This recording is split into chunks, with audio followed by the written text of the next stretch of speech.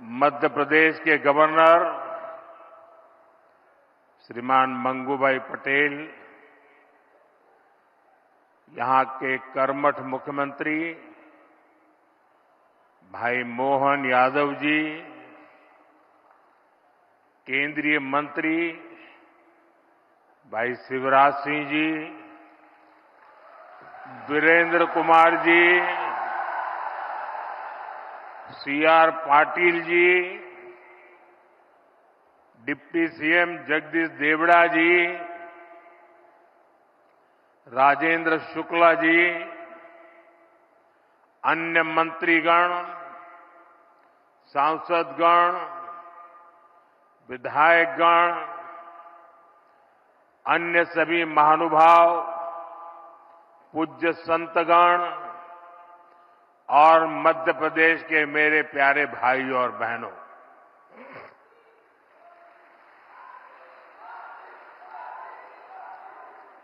आज पूरे विश्व में क्रिसमस की धूम है। मैं देश और दुनिया भर में उपस्थित ईसाई समुदाय को क्रिसमस की ढेर सारी बधाई देता हूं। मोहन यादव जी के नेतृत्व में बनी भाजपा सरकार का 1 साल पूरा हुआ है। मध्य प्रदेश के लोगों को, भाजपा के कार्यकर्ताओं को मैं बहुत बहुत बधाई देता हूं।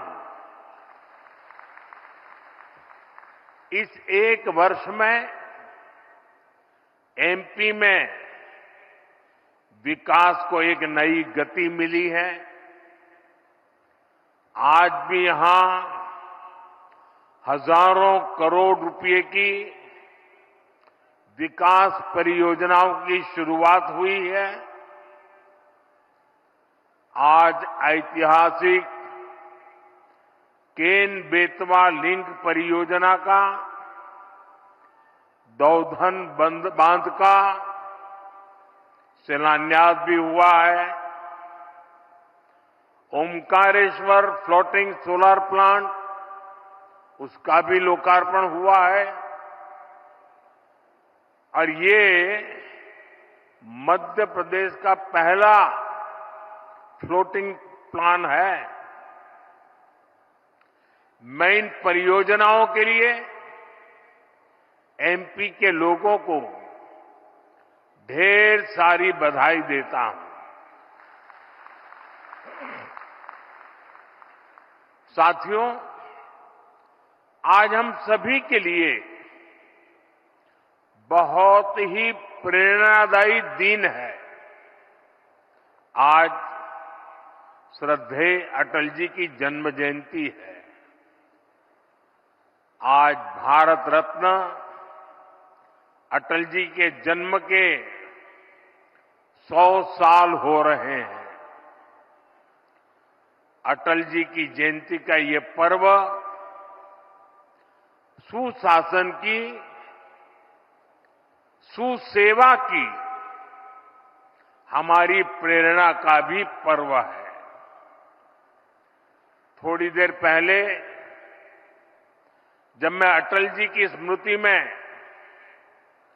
डाक टिकट और स्मारक सिक्का जारी कर रहा था, तो अनेक पुरानी बातें मन में चल रही थी। बरसों बरसों तक उन्होंने मुझ जैसे अनेक कार्यकर्ताओं को सिखाया है, संस्कारित किया है। देश के विकास में अटल जी का योगदान हमेशा हमारे स्मृति पटल पर अमिट रहेगा। मध्य प्रदेश में 1100 से अधिक अटल ग्राम सेवा सदन के निर्माण का काम आज से शुरू हो रहा है। इसके लिए पहली किस्त भी जारी की गई है। अटल ग्राम सेवा सदन गांवों के विकास को नई गति देंगे। साथियों, हमारे लिए सुशासन दिवस सिर्फ एक दिन का कार्यक्रम भर नहीं है। गुड गवर्नेंस, सुशासन भाजपा सरकारों की पहचान है। देश की जनता ने लगातार तीसरी बार केंद्र में भाजपा की सरकार बनाई। मध्य प्रदेश में आप सभी लगातार भाजपा को चुन रहे हैं। इसके पीछे सुशासन का भरोसा ही सबसे प्रबल है। और मैं तो जो विद्वान लोग हैं, जो लिखा पट्टी एनालिसिस करने में माहिर है, ऐसे देश के गणमान्य लोगों से आग्रह करूंगा कि जब आजादी के 75 साल हो चुके हैं तो एक बार इवैल्यूएशन किया जाए। 100-200 विकास के, जनहित के, गुड गवर्नेंस के पैरामीटर निकाले जाएं और फिर जरा हिसाब लगाएं कि कांग्रेस सरकारें जहां होती हैं वहां क्या काम होता है, क्या परिणाम होता है। जहां लेफ्ट वालों ने सरकार चलाई, कम्युनिस्टों ने सरकार चलाई, वहां क्या हुआ। जहां परिवारवादी पार्टियों ने सरकार चलाई, वहां क्या हुआ। जहां मिलीजुली सरकारें चली, वहां क्या हुआ। और जहां जहां भाजपा को सरकार चलाने का मौका मिला, वहां क्या हुआ। मैं दावे से कहता हूं, देश में जब जब भाजपा को जहां जहां भी सेवा करने का अवसर मिला है, हमने पुराने सारे रिकॉर्ड तोड़ के जनहित के, जन कल्याण के और विकास के कामों में सफलता पाई है। निश्चित मानदंडों पर मूल्यांकन हो जाए, देश देखेगा कि हम जन सामान्य के प्रति कितने समर्पित हैं। आजादी के दीवानों ने जो सपने देखे थे, उन सपनों को साकार करने के लिए हम दिन रात पसीना बहाते हैं। जिन्होंने देश के लिए खून बहाया, उनका रक्त बेकार न जाए, हम अपने पसीने से उनके सपनों को सींच रहे हैं। और सुशासन के लिए अच्छी योजनाओं के साथ ही उन्हें अच्छी तरह लागू करना भी जरूरी है। सरकार की योजनाओं का लाभ कितना पहुंचा, ये सुशासन का पैमाना होता है। अतीत में कांग्रेस सरकारें घोषणाएं करने में माहिर हुआ करती थी। घोषणाएं करना, फीता काटना, दिया जलाना, अखबार में तस्वीर छपवा देना, उनका काम वहीं पूरा हो जाता था और उसका फायदा कभी भी लोगों को नहीं मिल पाता था। प्रधानमंत्री बनने के बाद मैं प्रगति के कार्यक्रम का एनालिसिस में पुराने प्रोजेक्ट देखता हूं, मैं तो हैरान हूं। 35-40 साल पहले जिसके शिलान्यास हुए, बाद में वहां 1 इंच भी काम नहीं हुआ। कांग्रेस की सरकारों की ना तो नीयत थी और ना ही उनमें योजनाओं को लागू करने की गंभीरता थी। आज हम पीएम किसान सम्मान निधि जैसे योजना का लाभ देख रहे हैं। मध्य प्रदेश के किसानों को किसान सम्मान निधि के 12,000 रुपया मिल रहे हैं। ये भी तभी संभव हुआ जब जन धन बैंक खाते खुले। यहां एमपी में ही लाडली बहना योजना है।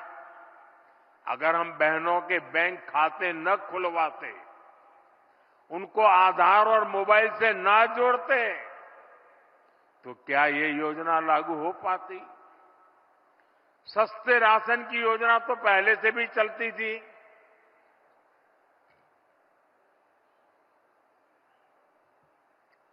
लेकिन गरीब को राशन के लिए भटकना पड़ता था।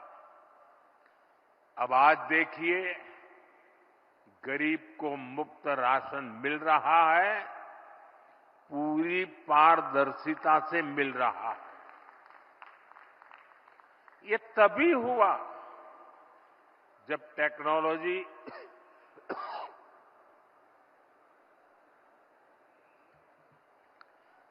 टेक्नोलॉजी लाने के कारण फर्जीवाड़ा बंद हुआ।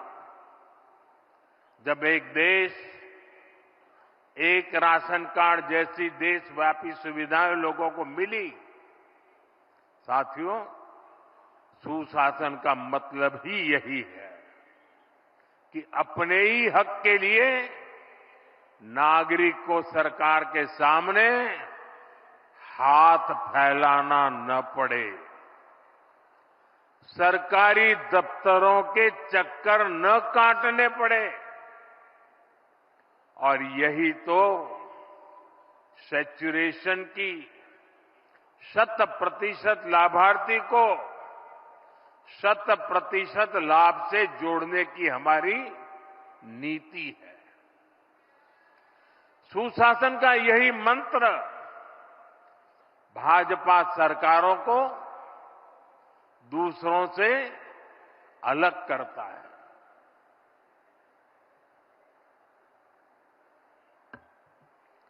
आज पूरा देश इसे देख रहा है, इसलिए बार बार भाजपा को चुन रहा है।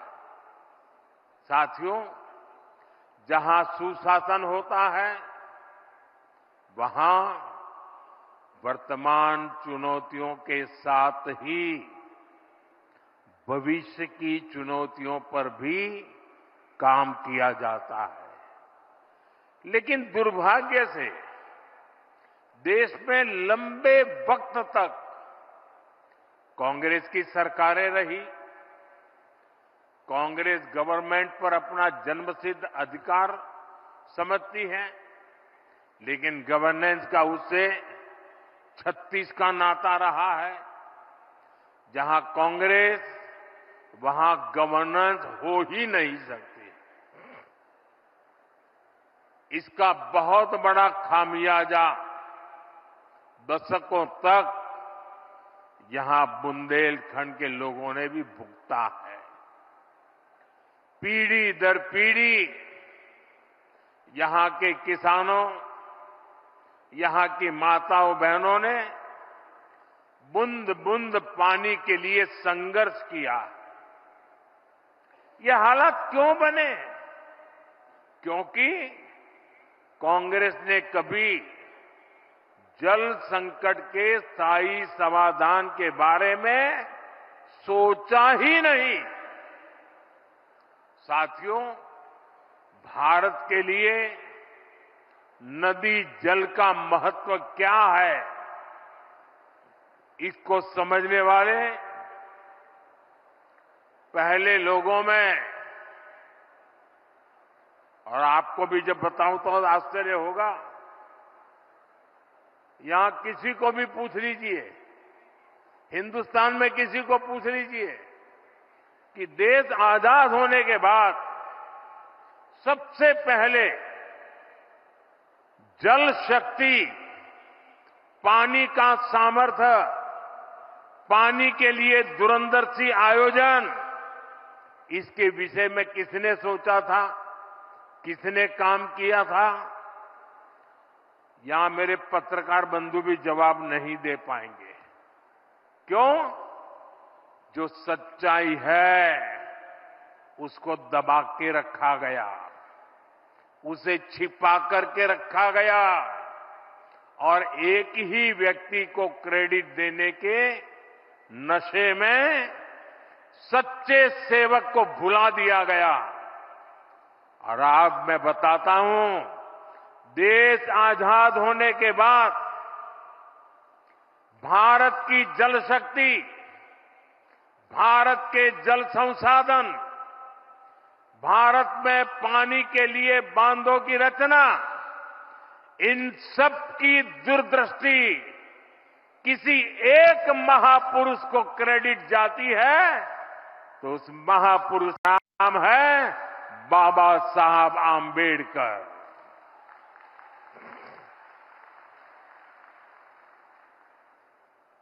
भारत में जो बड़ी नदी घाटी परियोजनाएं बनी, इन परियोजनाओं के पीछे डॉक्टर बाबा साहब आंबेडकर का ही विजन था।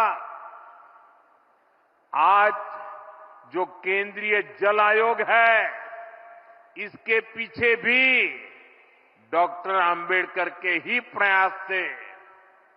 लेकिन कांग्रेस ने कभी जल संरक्षण से जुड़े प्रयासों के लिए, बड़े बांधों के लिए बाबा साहब को श्रेय नहीं दिया, किसी को पता तक नहीं चलने दिया। कांग्रेस इसके प्रति कभी भी गंभीर नहीं रही। आज 7 दशक बाद भी देश के अनेक राज्यों के बीच पानी को लेकर कुछ न कुछ विवाद है। जब पंचायत से पार्लियामेंट तक कांग्रेस का ही शासन था, तब ये विवाद आसानी से सुलझ सकते थे। लेकिन कांग्रेस की नीयत खराब थी, इसलिए उसने कभी भी ठोस प्रयास नहीं किए। साथियों, जब देश में अटल जी की सरकार बनी, जहरीला पानी पीने की मजबूरी से मुक्त हो चुके हैं। आप कल्पना कर सकते हैं, बच्चों को, लोगों को बीमारियों से बचाने के लिए ये कितना बड़ा काम हुआ है।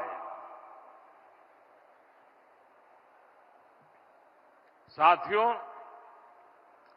2014 से पहले देश में ऐसी 100 के करीब बड़ी सिंचाई परियोजनाएं थी जो कई दशकों से अधूरी पड़ी हुई थी। हम हजारों करोड़ रुपए खर्च करके इन पुरानी सिंचाई परियोजनाओं को पूरा करवा रहे हैं। हम सिंचाई के आधुनिक तौर तरीकों का भी उपयोग बढ़ा रहे हैं। पिछले 10 साल में करीब करीब 1 करोड़ हेक्टेयर भूमि को माइक्रो इरिगेशन की सुविधा से जोड़ा गया है। मध्य प्रदेश में भी पिछले 10 साल में करीब 5 लाख हेक्टेयर भूमि माइक्रो इरिगेशन से जुड़ी है। बूंद बूंद पानी का सदुपयोग हो, इसे लेकर लगातार काम हो रहा है। आजादी के 75 वर्ष पूरे होने पर हर जिले में 75 अमृत सरोवर बनाने का अभियान भी चलाया गया। इसके तहत देश भर में 60,000 से ज्यादा अमृत सरोवर बनाए गए। हमने देश भर में जल शक्ति अभियान कैच द रेन भी शुरू किया है।